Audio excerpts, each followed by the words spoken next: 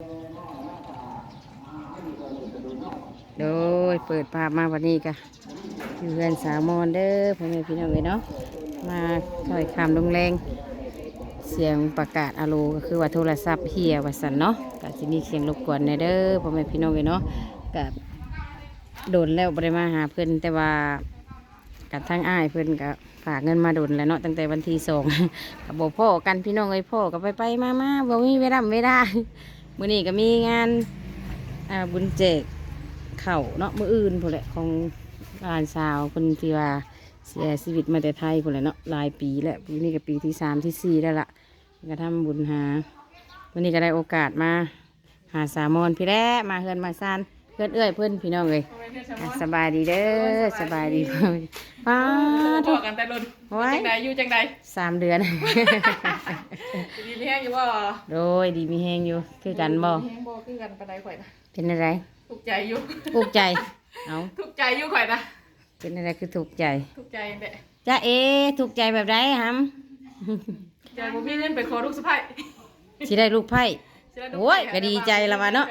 ว่าสิว่าทุกใจเจ้าอยู่ข่อยนั่งเนาะเอาตามสบายลูกไปสิไปขอเมียให้ลูกขอเมียให้ลูกหาแต่มันแพงเป็นเท่าไหร่เกือบ200กว่าล้านพุ่นเด้200 กว่าล้านกีบตกเป็นเงินไทยนี่ได้บ่300,000ประมาณพุ่นแหละเนาะ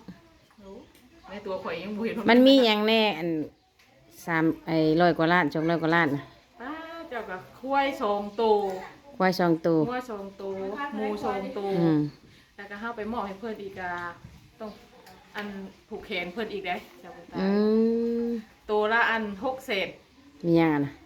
หมูก็600,000 2 ตัวก็1.2 ล้านแม่เพิ่นเขียนรายละเอียดมาให้เบิ่งบ่รายละเอียดพอดีหน้าบึ้มนึงป๊าทุเว้าจังซั่นบ่บัดสามีห้างเนาะเพิ่นไม่ห้างบ่แม่เพิ่นสามีห้างเอาลูกเพิ่นมานำกะผู้แขนผู้หับกับลูกเพิ่นอีก500,000ได้กะวันนี้ก็เส้นหน้าให้อีกธงนึงเฮานี่เส้นแม่อุ้ยบัดเฮาบ่มีหน้าเด้นั่นแหละข่อยบ่มีหน้าเขาสิมาบ่บัดนั่นแหละมันยากจังว่าเดียวนี้นะตายแล้วลูกข่อยบ่ได้ลูกเลยเมียดอกให้แม่โทรไปหาอยู่นะข่อยว่าสิโทรหาอยู่เพิ่นนั่งนั่งแล้วผู้บ่าวผู้สาวนี่มักฮักกันแล้วเนาะก็มาหากันแล้วก็ไปดิไปเที่ยวหากันอยู่เนาะโดยว่าเฮ็ดจังได๋เฮ็ดได้200 ล้านพี่น้องเอ้ยตั้งแต่เกิดยังบ่เคยพอลูกบ่เชื่อได้ข่อยก็เด้อว่าให้เพิ่นจดใส่ปึ้มใส่หยังมาให้เบิ่งให้ลูกอ่านเบิ่งเองลูกก็เลยว่าขับแต่งเมียบ้านเฮาโอ้ได้ฮอด3 คนเว้ยบ่อยู่ได้เรียนชีมันจ้ะสินสอดคืออันผู้บ่าวผู้สาวเว้ากันก็บ่ได้แพงจ้ะเพิ่นตายเท่าใดคะดอง20 ล้านกับงัวกับคำบาทนึงเท่านั้นโอ้บาทนึงจ้าว่าเท่าใดคิดดีๆเด้อคิดดีอยู่ข่อยเคยมีคำนี่ข่อยก็ว่าอยู่ข่อยบ่จักดอกว่าเท่าใดหังเคยได้ยินแต่เขาว่าเนาะนี่แต่เขาว่าคือเปล่าหั่นแหละเท่าใดประมาณ50,000 กว่าบาทบ่หรือ 60,000โอ้65,000พุโอ้ยตายแล้วโทษเฮ็ดนาเดนะกำเขาคนเฮ็ดแนวใดบาดขายเขาทั้งลูกชายนี่เฮ็ดแนวใดบาดเตื้อทั้งลูกชายก็บ่จักความเว้าคือกันเนาะผู้สาวก็ว่าผู้ว่าอยากเลิกเนาะแต่ว่าทั้งผู้ว่าก็บ่ได้เลิกค่ะแต่ว่าสูบเอาไว้บ่ติแล้วเนาะเอามาใช้มาแต่งนั่นแหละข่อยจะว่าแต่งนี่ได้แต่ว่าฮีดยังคือหลายฮีดลาวเทิงนั่นน่ะลาวเทิงคือเข็นบุ้งกลางพูด500,00015 คน15 คนเจ้าโทเจ้าบ่าวเมื่อเฮือนผู้ละ500,000 10 คนก็5 ล้านตกอยู่10 กว่าล้านเนาะ15 ล้านคนติดเจ้าบ่าวนี่ก็600,000อีกโอ้เฮ้ยมื้อนี้เจ้าบ่าวมันยังว่าได้บ่เคยได้ยินเด้อเนาะพวกนี้แบบเนาะลูกชายของบ่ได้เมียดอกเฮ้ยบ่ได้เมียเด้ใช่มันคือกันกับแม่นะแม่ก็บ่ได้หวยเถื่อมันแหกมาได้เด้แหกมาได้แม่ยังว่าสิบ้าว่าถ้าเอาเงินโครงแม่ว่าแบบมุ้ยเขาพูดสิมาแต่งนะสิไปแต่งเอาลูกชายอันแต่งกับเมียลูกชายกันเนาะโอ้ยตายได้คือแบบแล้วเจ้าช่างเจ้าเฮ็ดได้บัดทั้งข่อยน่ะก็อยู่ใช่มั้ยเจ้าก็เฮ็ดสิว่าเฮาสิเลิกก็บ่เป็นเนาะลูกก็มักเด้เนาะมีแต่ว่าให้เขาเจ้าไปหาทำงานทำการนำกันก่อนบ่หรือว่านี่ทางลูกชายบอกเมื่อวานนี่เพิ่นว่าทางเพิ่นโทรมาว่าอันทางเมผู้สาวน่ะว่าให้ยืนขลองซ้ำเบ้ากันว่าภาษาซ้ำภาษาเบ้ากันแต่ว่าเรื่องที่เรื่องข้อมันเดี๋ยวไปหาไร่สั่งเอาให้เพิ่นเทื่อน้อยมันก็ซ้ำเป็นหนี้เพิ่นเป็นปีเขาว่าเนาะเพิ่นแล้วเฮ้ยเพิ่นก็รับว่าอีกไปในกันถามเฒ่าพ่อบ้านแต่เสงแล้วบ่ถามเบิดแล้ว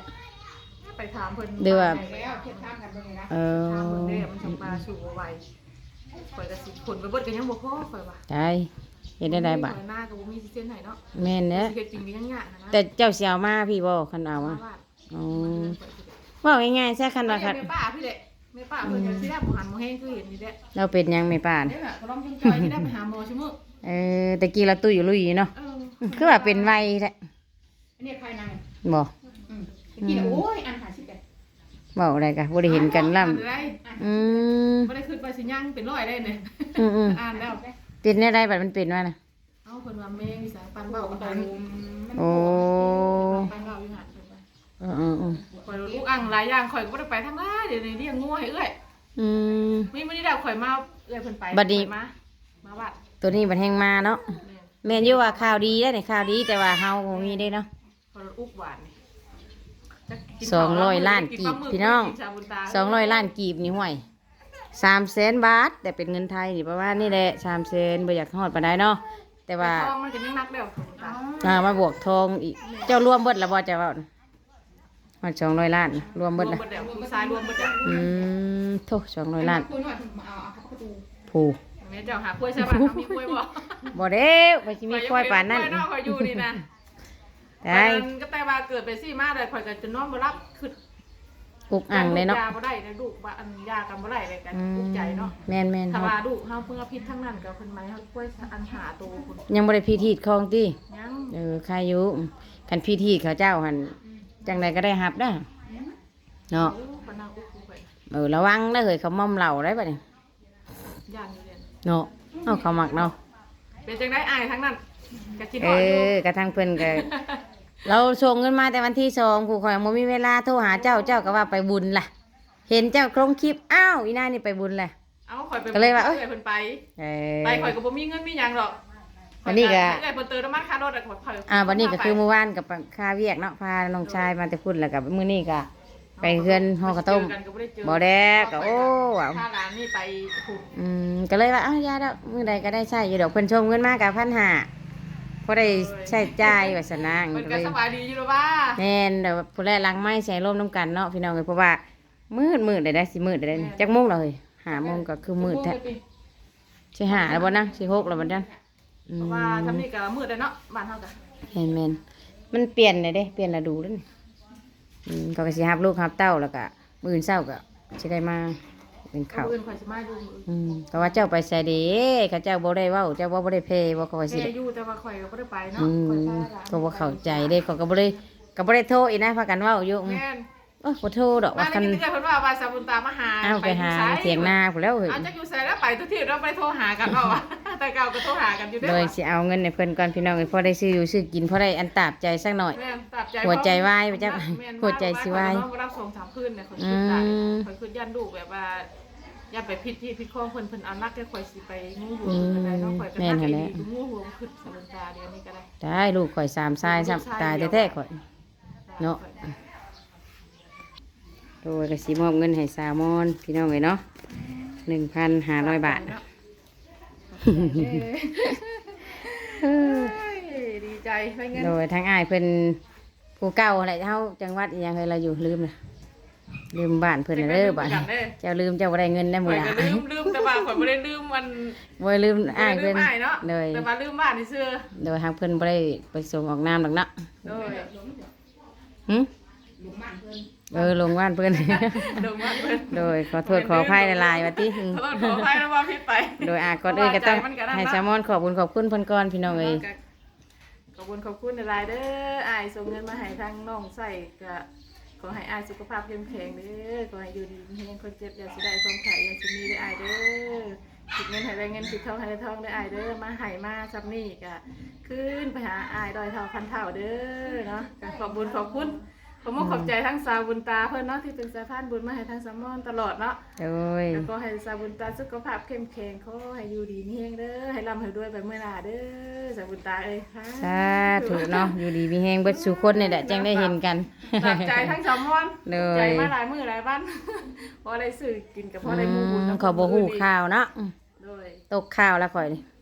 คือว่าได้เนาะมันเรื่องในครอบครัวยังบ่ทันได้ถึงเฒ่าถึงแก่ว่าซั่นซะ